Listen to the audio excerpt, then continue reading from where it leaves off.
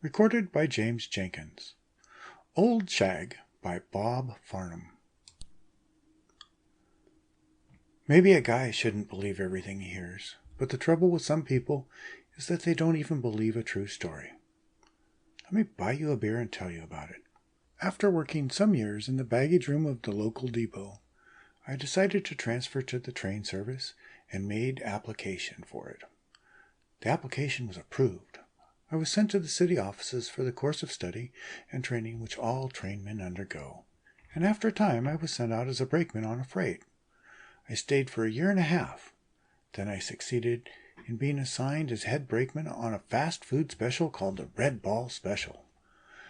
It made no stop between Chicago and New York except for water and fuel. The big diesel in which I rode as head brakie was a high-speed locomotive, used exclusively for hauling the food special.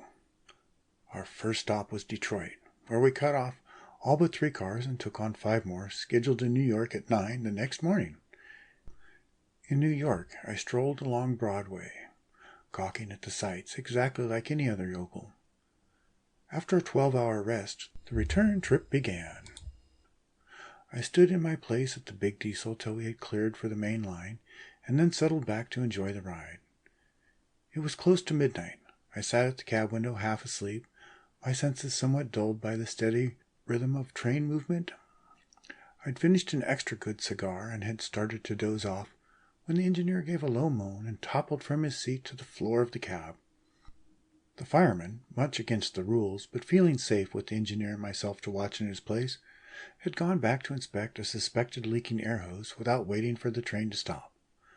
I got the engineer back on his seat. He was dead. I tied him in place and then began pulling on the whistle cord like mad.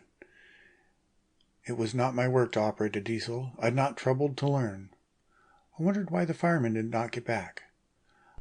I was going to jump, although I didn't like my chances at that speed, when I suddenly discovered a strange man in the cab with me.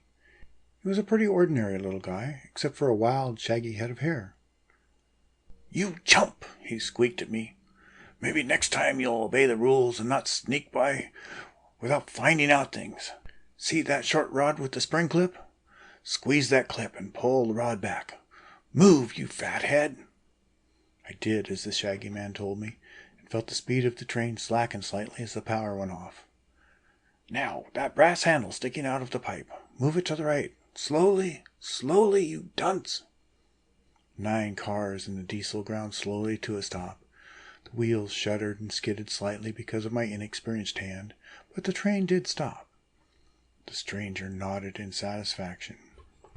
"When you get back home, bone up on things, but right now you go take a close look at the manifest card on the side of that second and third cars."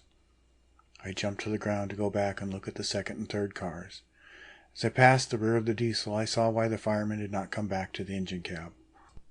All that was left of him was the lower part of his body. He had slipped, caught one foot, and gone under the wheels. I came to the second car and read the manifest label. My hair stood straight up. The cars were marked, "Danger, dynamite, high explosive." The shaggy man was at my side. "You've got questions, but let me ask you one. Ever hear a story about how if you travel back to the time of an ancestor and you let him die, you never get born?" "What about it?" I said. "It's true," said the shaggy man. End of Old Shag by Bob Farnham. Recording by James Jenkins, Pittsburgh, Pennsylvania.